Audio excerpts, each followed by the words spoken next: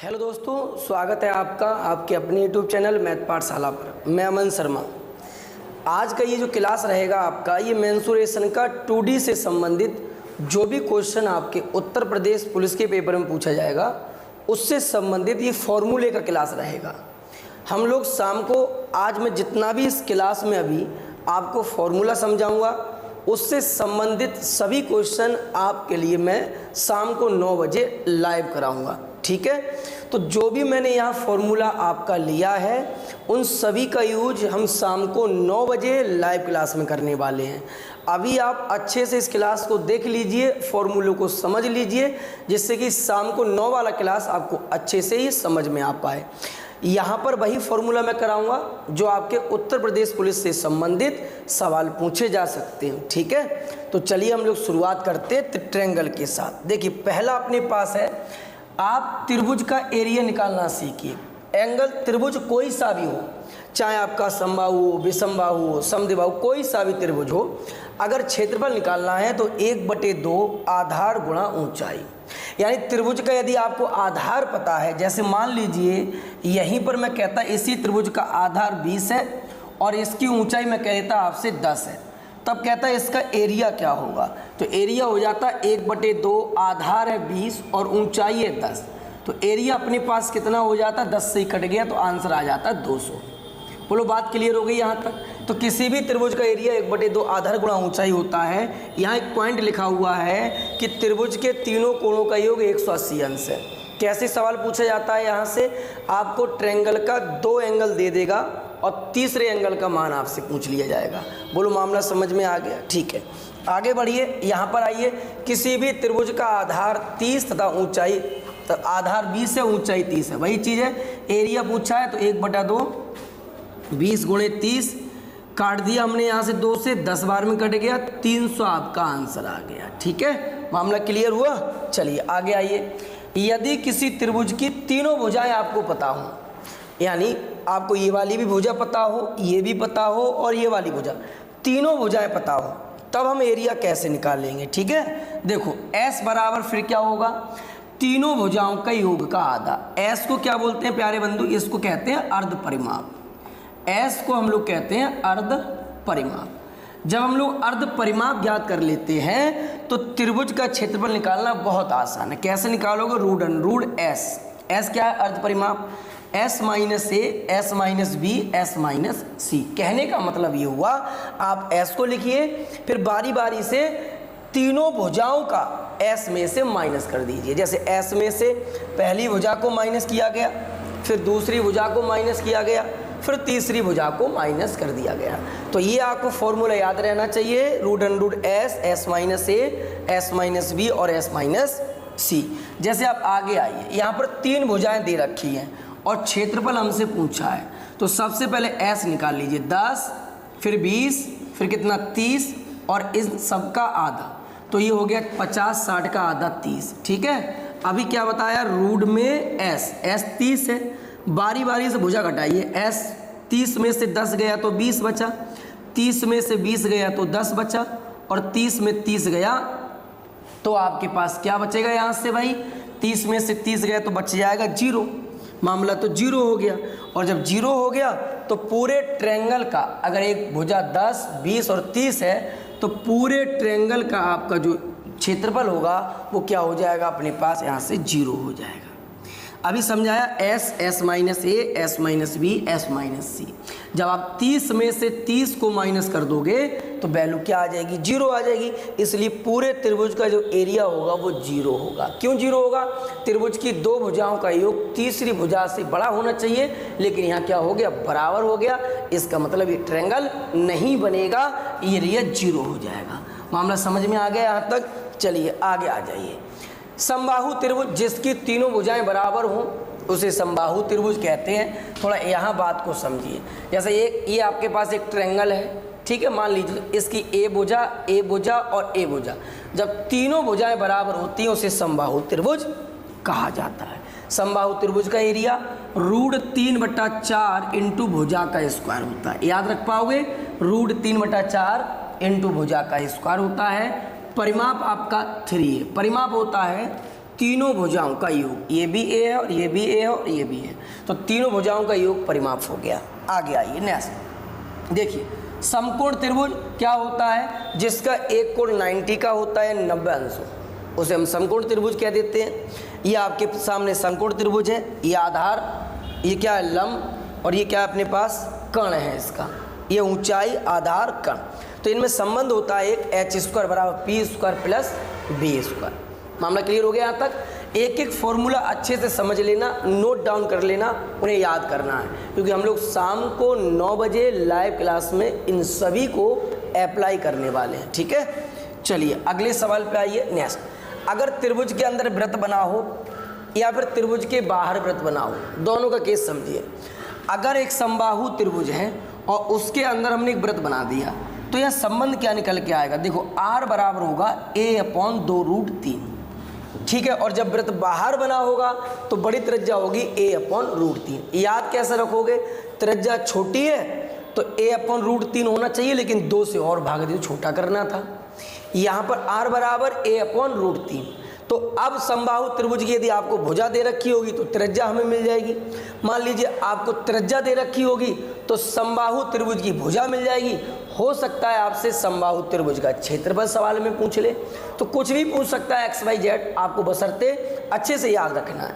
Concept clear हो गया। चलिए अगले पॉइंट पे आइए, वृत्त पे आते हैं। ये पीछे थ्योरी थी आपके पास किसकी, ट्रायंगल की। आप वीडियो को आराम आराम से देखना। देखिए वृत्त में जितना भी टाइप बनेगा उसकी बात करते हैं। वृत्त क्या है, r त्रिज्या ये रही। वृत्त का क्षेत्रफल होता है πr²। पाई की वैल्यू सबको पता होगा, पाई का जो वैल्यू होता है वो 22/7 होता है, जो कि एक देखो परमेय संख्या है। पाई की जो वैल्यू है वो परमेय संख्या होती है, लेकिन एक पाई कैसी संख्या है तो आप याद रखना आप परमेय संख्या होती है। बोलो बात समझ गए यहाँ तक, ठीक है। तो परिधि क्या होती है वृत्त की, 2πr। परिधि क्या होती है 2πr। क्षेत्रफल क्या होता है πr²। अर्धवृत्त में क्या है, वृत्त के क्षेत्रफल का आधा कर दो, अर्धवृत्त का क्षेत्रफल आ जाएगा, क्या आ गया πr²/2। परिधि पता करना है अर्धवृत्त की, तो πr + 2r। ऐसा क्यों होता है थोड़ा मैं आपको समझा देता हूँ। जैसे मान लीजिए ये आपके पास अर्धवृत्त है, तो ये आपके पास πr होगा। क्यों होगा, क्योंकि पूरा वृत्त 2πr होता है, तो आधा वृत्त आपका πr हो जाएगा, और यहाँ से लेके यहाँ तक ये r है, और ये भी आपके पास r है। तो परिधि होता है बाहर बाहर का योग, तो πr ये हो गया और एक 2r ये हो गया, तो क्या हुआ πr + 2r, ठीक है। चलिए आगे आ जाओ। वृत्त में टाइप नंबर 2 त्रिज्या खंड से संबंधित सवाल पर उसमें एक आता है और हमेशा पूछा भी गया है, तो कोशिश करिए आप इसको भी याद रख लें। त्रिज्या खंड का क्षेत्रफल कैसे निकालोगे, देखिए पूरे वृत्त का क्षेत्रफल होता है πr² होता है, लेकिन ये पूरे वृत्त में से थीटा एंगल बना रहा है, तो इसलिए थीटा, और पूरा एंगल यहाँ जो बनता है केंद्र पर प्यारे लाल वो 360 का होता है, तो अपॉन 360। त्रिज्या खंड का एरिया क्या हो जाएगा πr² थीटा अपॉन 360। वही मैंने लिखा है, त्रिज्या खंड का एरिया πr² थीटा अपॉन 360 होता है। चलिए अगले पॉइंट पर आइए, रास्ता या वलय। सवाल में क्या करता है कि वृत्त के बाहर रास्ता बना देगा और वृत्त के अंदर भी रास्ता बना देगा। अगर आपसे रास्ते का क्षेत्रफल पूछा है कब, जब इसके बाहर रास्ता बना हो, ठीक है। ये जो रास्ता आपके पास है ये वाला देखो, ये एक वृत्त है, ये आपका हम इसे वलय भी कहते हैं रास्ता भी कहते हैं। सिंपल सा मामला है। अगर हम लोग पूरे बड़े वृत्त के क्षेत्रफल में से छोटे वृत्त का क्षेत्रफल घटा दें, ध्यान सुनना है, तो ये बीच का जो रास्ता है ये वाला, इसका एरिया निकल के आ जाएगा। आप कहोगे जी सर आ जाएगा, तो वही मैंने किया है, πr² में से πr² घटा दिया है। बड़ा वृत्त का क्षेत्रफल माइनस छोटे वृत्त का क्षेत्रफल करने पर वलय का एरिया आता है, रास्ते का एरिया आ जाता है। चलिए आगे आइए, तो ये टाइप नंबर रास्ता हो गया। फिर आगे थोड़ा बढ़ा जाता है टाइप नंबर 4 पर। क्या लिखा हुआ जरा देखिए, पहिया। पहिया एक चक्कर में अपनी परिधि के बराबर दूरी तय करता है। सवाल कैसे आता है, एक पहिया 50 चक्कर लगाता है तो 1000 किलोमीटर की दूरी वो कवर करता है।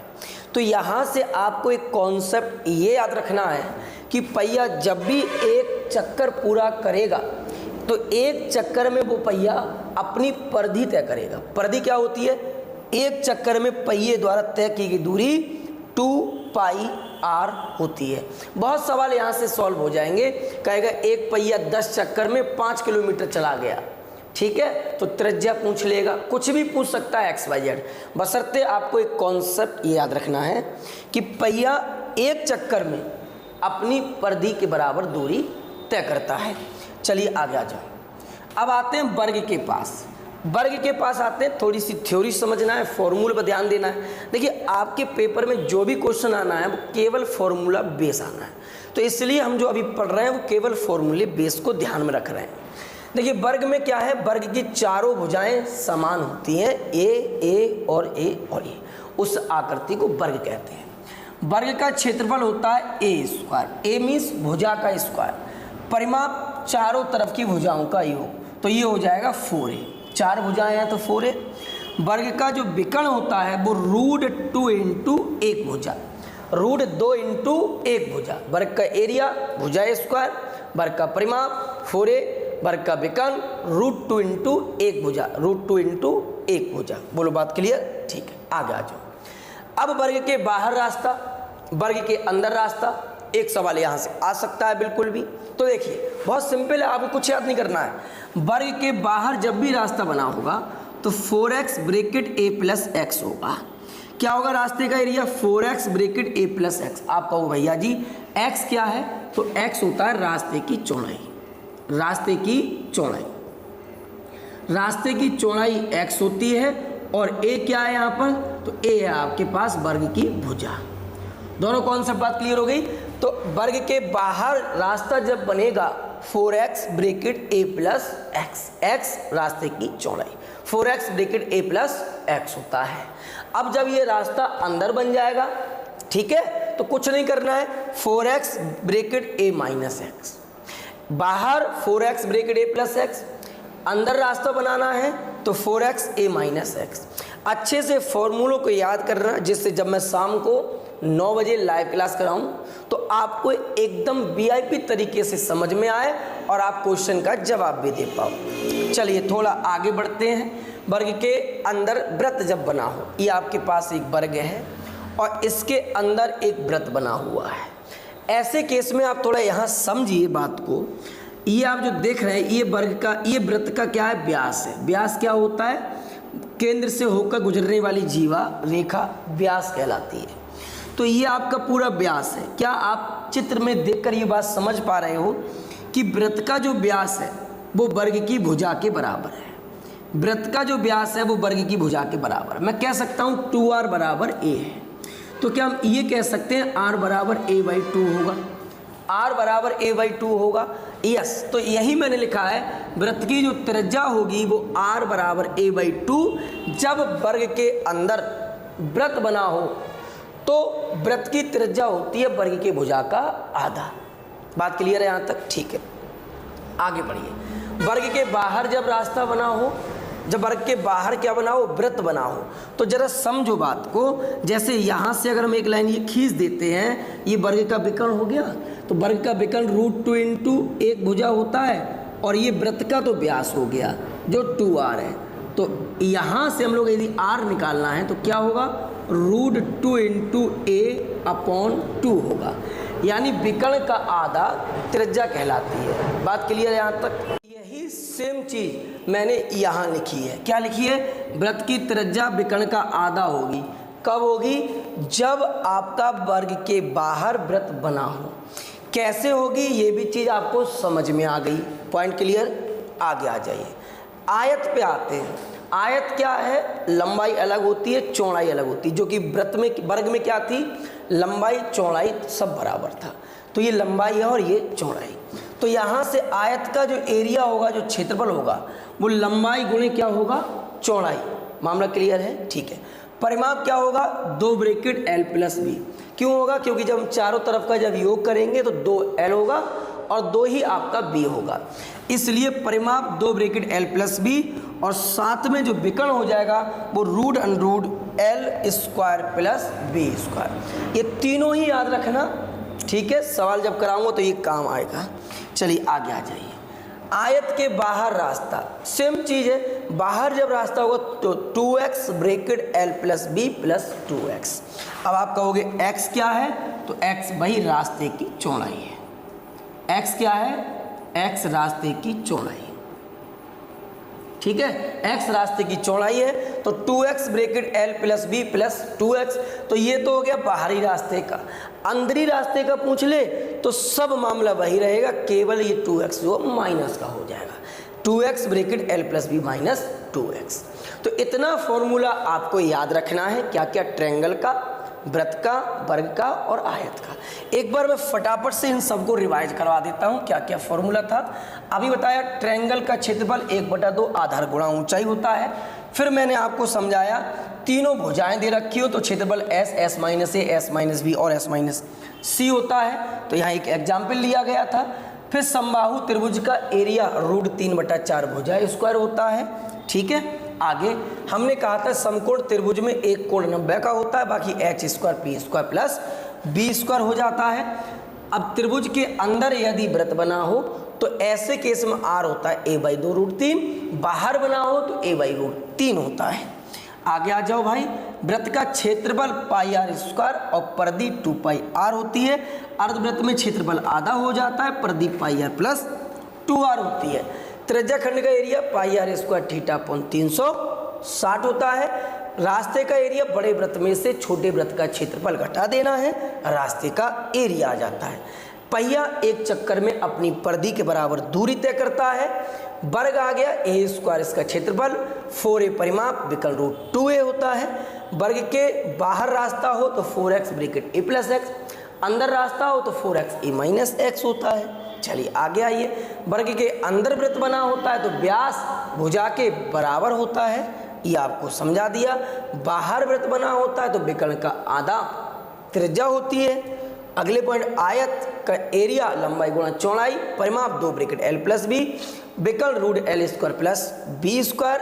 रास्ते का एरिया बाहरी तो 2x l plus b plus 2x, अंदरी रास्ते का area 2x bracket l plus b minus 2x होता है। एक और याद रखना, 4 दीवारी का क्षेत्रफल, 4 दीवारी का क्षेत्रफल क्या होता है, ध्यान रखना, 2 × h bracket l plus b होता है। यानी जब हम आयत के परिमाप में ऊंचाई से गुणा करते हैं तो 4 दीवारी का एरिया बन जाता है। तो दोस्तों इस क्लास को बड़े अच्छे से देखना है। फिर आपको शाम को कितने बजे, 9 बजे लाइव आ जाना और धड़ल्ले से हम लोग इन चारों टॉपिक से 25 से 30 क्वेश्चन मैं आपको सॉल्व कराऊंगा।